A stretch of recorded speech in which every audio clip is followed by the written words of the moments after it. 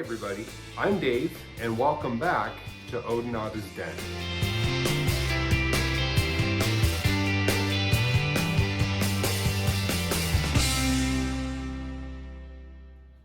On today's video, I'm going to show you my altar. This is one of 3 that I have in my home. My partner has one, and then we also have a shared altar, which is our Santa Muerte altar.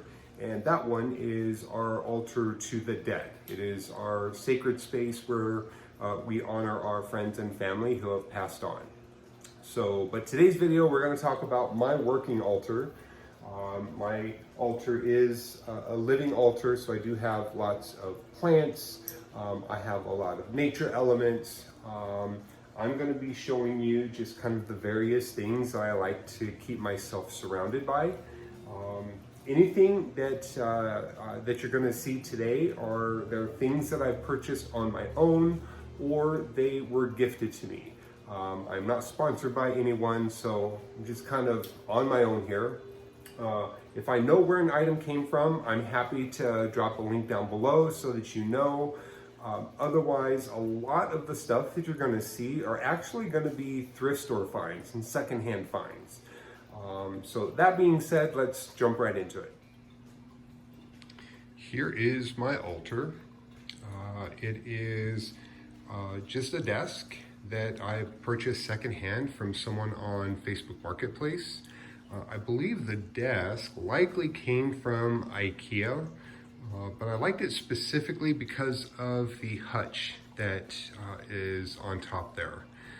I wanted something that had as much surface space as possible, and this really just kind of did the job for me. And then I do have additional sacred spaces that are on both the right and left-hand side of my altar, but we're not going to focus on any of these spaces here. We're going to talk specifically about my working altar right here. So what I'll do is I'm just going to kind of work my way from left to right, top to down. I'll point out just the various elements that make up my altar, and we'll go from there. So starting here on the top shelf, I have a lamp where I have this little sugar skull guy. I've had him for quite a while now, but I like him because he reminds me of my time in southern New Mexico when I was going to college. And that's when I was first introduced to the Day of the Dead celebration. I've actually attended several celebrations while I was down there, and it's a beautiful custom, beautiful celebration, and this is just a nice little reminder of my time down there. Next to him, I have a smudge fan here. This is one that I've actually made myself. It's made with deer bone, some leather. I've got some feathers here. It's all natural with the exception of the hot glue that was used to kind of hold it all together. But this was the very first one I've ever made. I've made a couple since then, and I feel like each one turned out a little bit better than the last. But this was the very first one, and I do like it. It's great for smudging large spaces. So, you know, if I'm smudging my altar or even my apartment, it just really makes the job a lot easier. I'll probably end up reworking some of the leather here, but outside of that, I'm pretty satisfied with it. Next to that, I have an antler.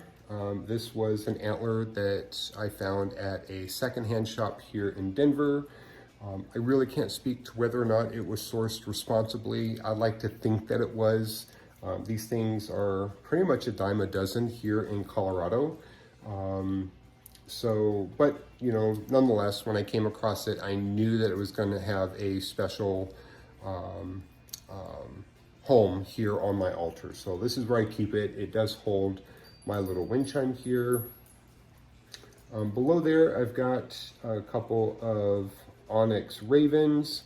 I've got some black tourmaline here. This here is a little sash that holds my rune stones, which I actually don't use very often. It's something that I'm still learning. And then next to that, is a little trinket box that I house my pendulum in. I own 2 pendulums. This is the only one I've ever purchased. The other one is one that I made, but it's a little amethyst one. And I don't use it very often, but I would like to start using it a little bit more often than I actually do. And then right below it is a little cloth that I can lay out to use my pendulum with. So that just sits here. Right beneath that is just a little shelf. This is a little bowl that I made when I was in college. I don't have a whole lot of artwork left from my college days. I was an art major, but I don't have a whole lot left. This is one of those relics, and I do like to keep it here on my altar. It just holds a bunch of my stones, a lot of power stones in here. So I've got, what do I have? I've got some tektite, and got a moonstone in there. There's, let's see, I have a piece of moldavite in there somewhere. But yeah, so that just holds my stones. Next to that is a little sash of some lavender. And then I have some smaller sashes that have just various rock chips and crystal chips. And I'll use these for various candle spells and candle magic, and when I'm doing spell jars. So I just keep those right there.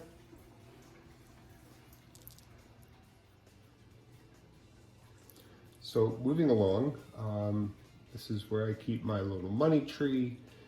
This is my chalice. My chalice is another thrift store find. I really was drawn to this when I did come across it.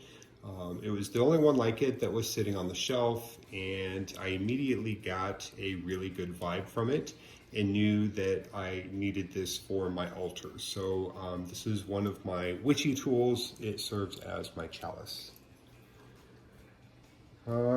Next to that, this is a divination mirror or scrying mirror.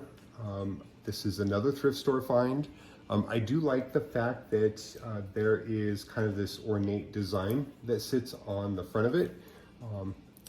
When it comes to scrying, I don't like a direct reflection, so having something to act as kind of a buffer, for some reason, is just helpful for me.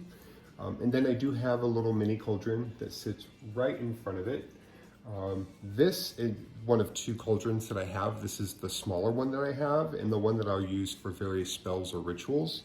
It's easy enough to just kind of empty out, use it as I need it, and then otherwise it just kind of serves as an incense burner or an incense holder. Next to my scrying mirror is my athame. Just a simple little blade. I did come across this at one of my little witchy stores, metaphysical stores that I like to frequent. And I liked the simplicity of it. I don't require anything that is flashy or fancy or bold or anything like that. So this was perfect. Up above is my little witch's broom. And I really like this because it can also act as a wand if I need it to, although I do have a separate wand, my primary wand that I use. But really what drew me to this witch's broom was the peacock feather and the little moon charm that's attached to it. Each of these remind me of 2 very special women in my life. Peacock feather reminds me of my grandmother, whereas the crescent moon reminds me of my my late sister. I'll talk a little bit more about that a little bit later on. But that just sits up here. My primary wand is this one right here. This was another thrift store, or excuse me, no, this was not a thrift store find. This was purchased at one of my local metaphysical shops. Now the shopkeeper did not know what wood this is. So if you know, drop a comment and tell me what you think this is. I would really like to know. But in any event, I do like its simplicity. Again, I don't require anything fancy or flashy. So it's just a simple little wand that I keep sitting on my selenite slab. Then I have my mortar and pestle over here. My mortar and pestle, again, another one of my witchy tools. I do have some pine cones in here. The pine cones came from a tree that fell out of my grandparents' yard. They only had 2 trees in their yard when I was growing up. One they had to cut down many years ago, but the tree that these cones came from recently fell after a windstorm, and it was kind of sad because I remember that tree from my childhood, and I felt like a bit of my childhood went when that tree fell. So it was important to me to keep a little part of that. So I keep the pine cones here on my altar. I do have a traveling altar as well, and I also have a pine cone in there. Next, I have a bell, and then this is kind of one of those sound bars that when you strike it, it plays a tone. These are really great alternatives for clearing out bad energy when you're at a place or in a situation where you cannot smudge.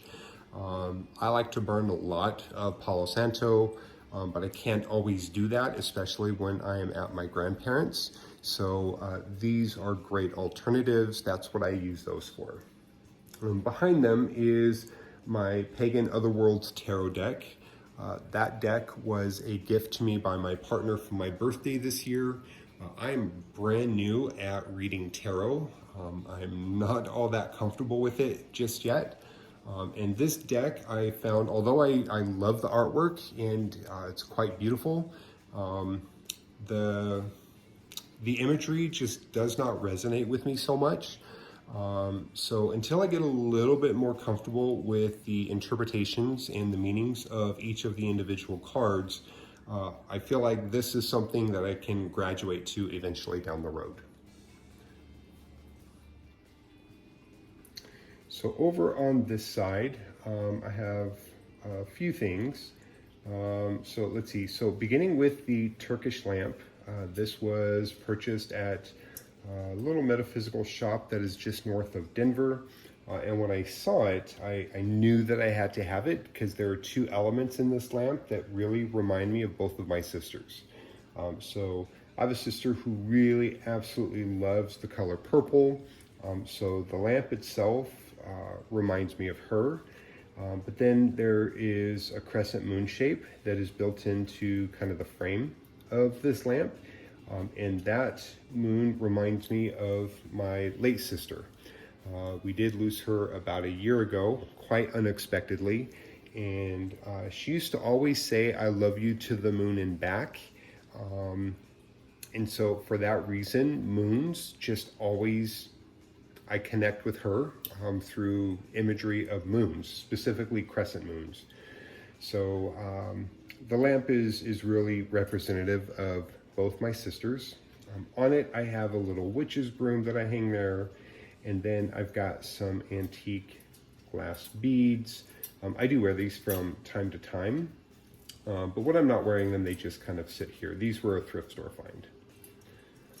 Down below, I've got this little wooden peacock sculpture. This was also a thrift store find. I really love just the workmanship of this. Someone put a lot of time and effort into creating this. I don't know if you can see it or not, or if it'll even focus in, but there's actually something carved inside the body of this peacock. So, but again, peacocks, very representative of my grandmother for no particular reason. There's no reason why peacocks should remind me of her. They just do. She is alive and well, so I do get to visit her quite often, but again, peacocks just remind me a lot of her. And then I also have, this is a little container that I found at a local secondhand store. It just holds some acorns that I have, and then some people may be grossed out, but these are toenails from my familiar. My dog, I have two familiars. I have a dog and a cat. I have two dogs and two cats, but one dog and one cat in particular have really bonded with me, and I have bonded with them. So these toenails are from my little Lily. Lily is a dachshund, and she is special needs. She is paralyzed. She has been for about 3 or 4 years now, and so I take very good care of her, but these toenails are from her. Gross, but I don't care.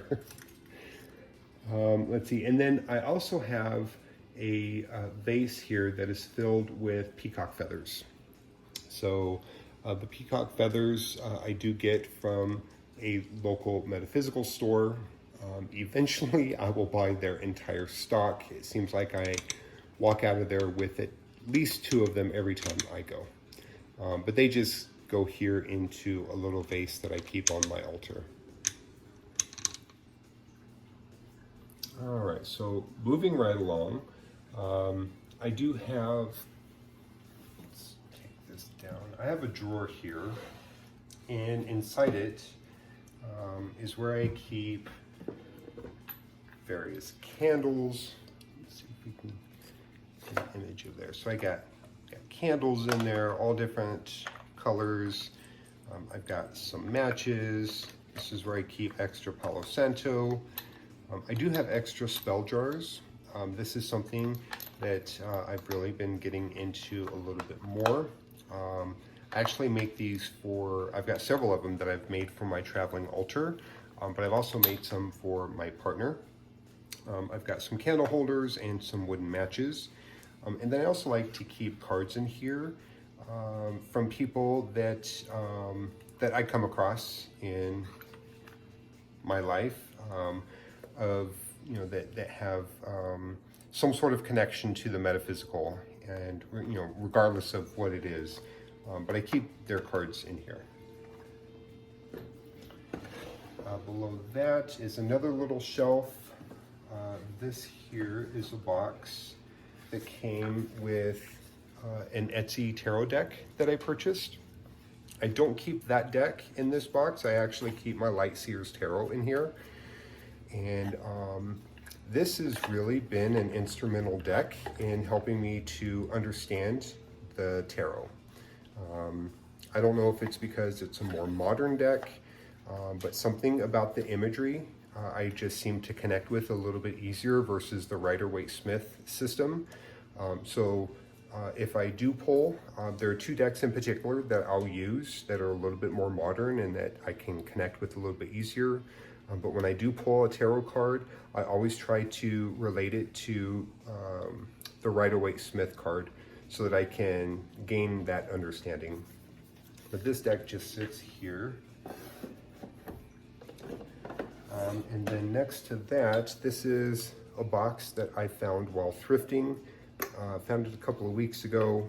Quite beautiful. It was made in Holland. And this deck is where I keep, or this box is where I keep my Moonology deck. This is a deck that I use quite often. I have upwards of 50 Oracle decks, but there's about 5 of them that I tend to use more often than the others. So this is one. And then here on top of my altar is a box, beautiful hand-carved box, and the tarot and oracle decks that I use most often. I actually do daily pulls with these cards, are the ones that I keep in this box. So my oracle deck is my Spirit Animal Oracle. So I'll pull one of these every single day. And then next to it is where I keep the tarot deck that I use every day. This is my Dark Mansion Tarot. This is my newest tarot deck. Came straight from Poland. It was quite pricey, but absolutely worth the money. And this deck, in addition to the Light Seers Tarot, is the deck that's really helping me to understand the meanings of the tarot. It is very much in alignment with the Rider-Waite-Smith system.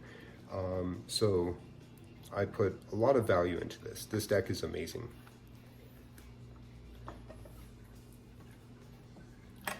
I will eventually be doing video walkthroughs and flip-throughs of the various decks that I have.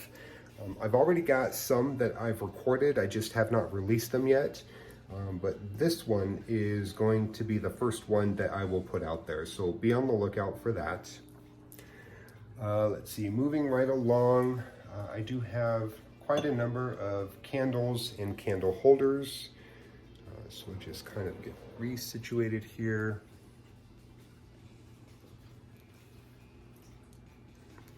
And let's see.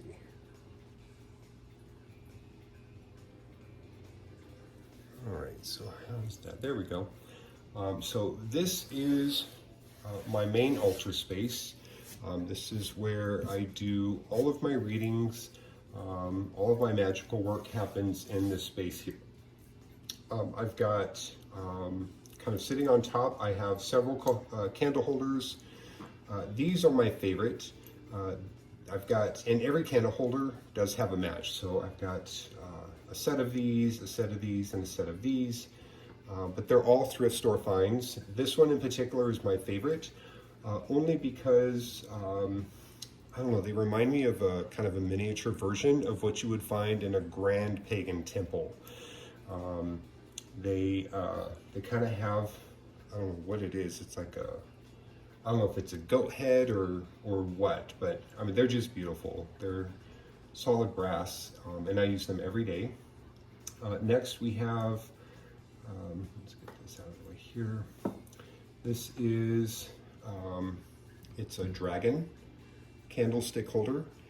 These are a recent find for me. I found these at a local Goodwill.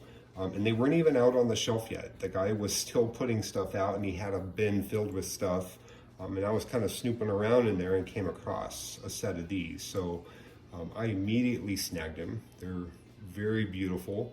I really like the leaves because they kind of look like oak leaves to me.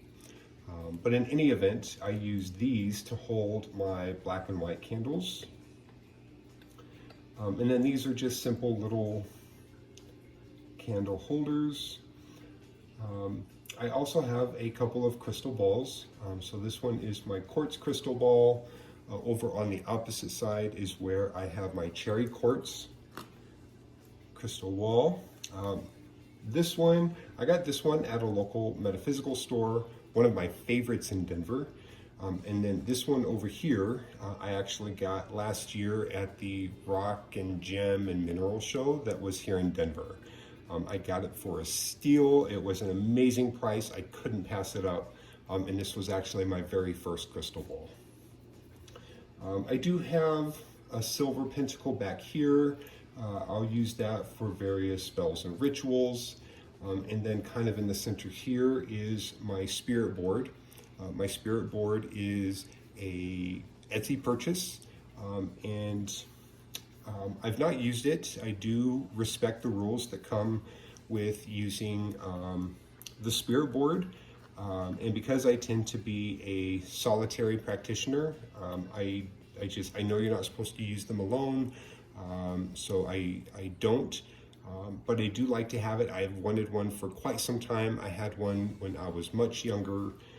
And this one in particular, it's solid wood. It's etched. And I really liked it specifically because the creator of this, they did a protective spell that is etched on the back. That's something that really resonated with me. I thought that was very mindful of the creator to do that. So for that reason, I went with this particular board. It was a little on the expensive side, but it is a purchase that I'm happy with. And then, let's see, so we're gonna move right along here. So over here on this side, this is where I keep various journals. I'll use them for, each one has a specific use. The one here in the center is actually my planner. I do have a quill and some ink over here. I have a book of shadows that we're not going to get into. It's something that I'm still working on. It'll be a constant work in progress, but I really want to start implementing some calligraphy work in my book of shadows. So I'm trying to teach myself that. So I do have a quill and ink for that purpose. And then over here are just various books that I'll use. These are all learning tools for me. More of them are for understanding the tarot. This one here is one that I cannot recommend enough. It is the Tarot Coloring Book by Teresa Reed. And this book has been instrumental in my learning and understanding of the tarot. So it's great because each page is a coloring page.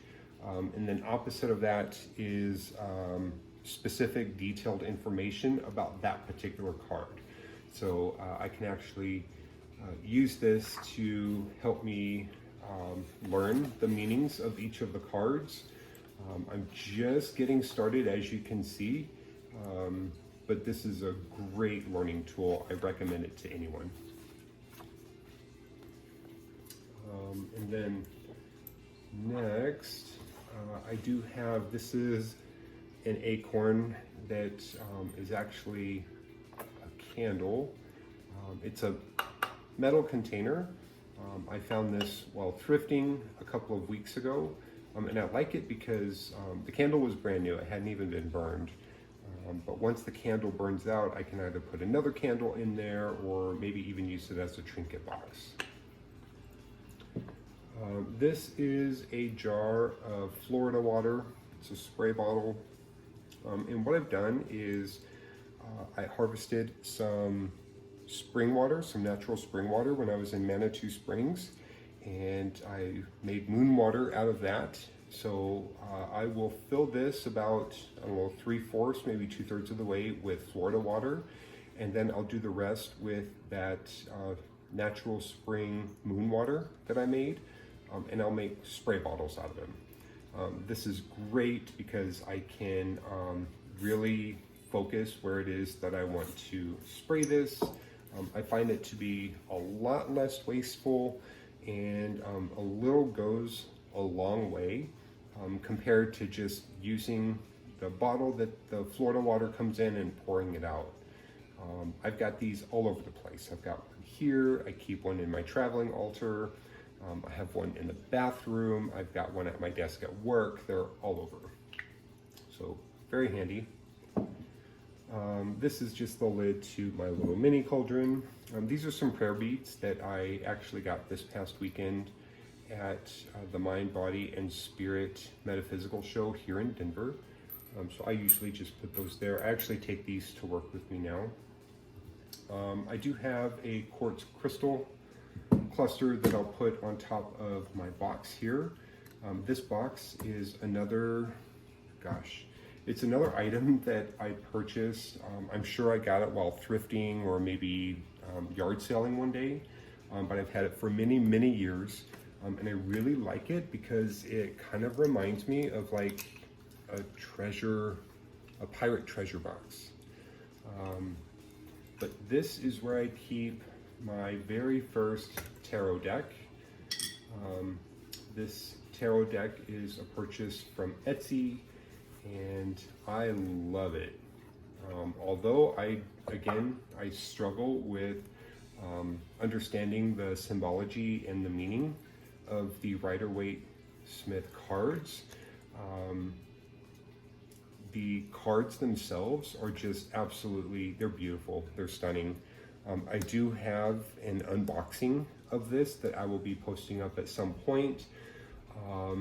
And these cards are, I never have to pull a card from this deck because whenever I shuffle, the cards just jump out. I'm a huge fan of jumping cards. I feel like those are the cards that need to be paid attention to the most. So when I'm working with this deck in particular, I never have to worry about pulling a card because the cards will make themselves known. If you don't have this deck, you're missing out. But that deck, this will always be my #1 deck. Of course, again, I have my Dark Mansion Tarot as well as my Light Seers Tarot, which is really helping me in learning and understanding. But this deck will always be my #1. So that's the deck that I keep in this box.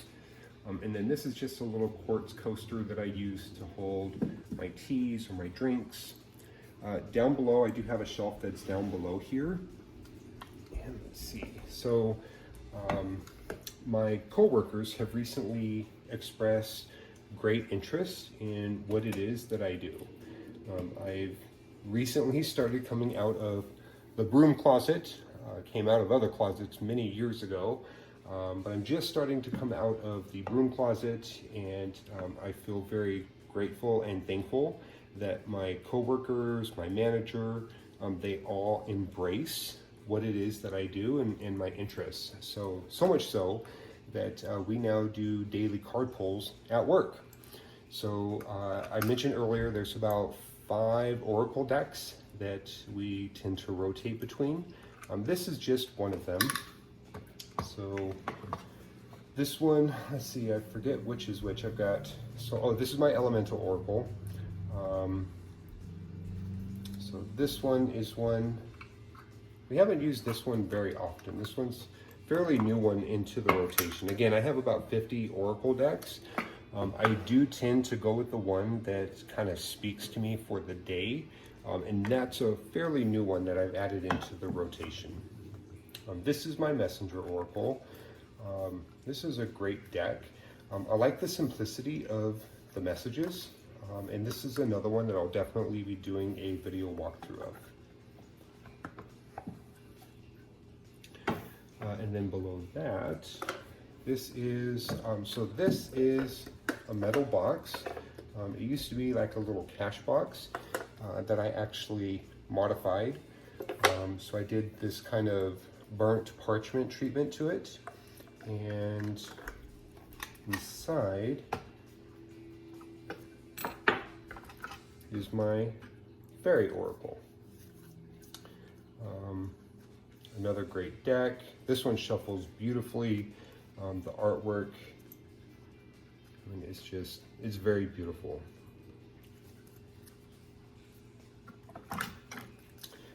This box was actually my very first traveling altar. You know, I applaud anyone who can do the mini tins for a traveling altar. I cannot. Those are just a little too small for my preference. So this was my very first traveling altar, but I have since upgraded to something that's slightly bigger than this. I will be doing a separate video of what my traveling altar is all about. And that is pretty much it. Again, my altar is a working altar. I use it every day.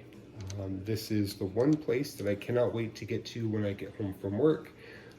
It offers me my Zen space. Let me know what you think. Again, I'll be putting links down below for the items where, if I know where they came from, I'll definitely pass that information along to you. But if you have any questions or comments, feel free to drop a comment. Of course, liking this video only helps my channel. Feel free to subscribe to my content. I do hope to expand it more in the coming days, weeks, and months.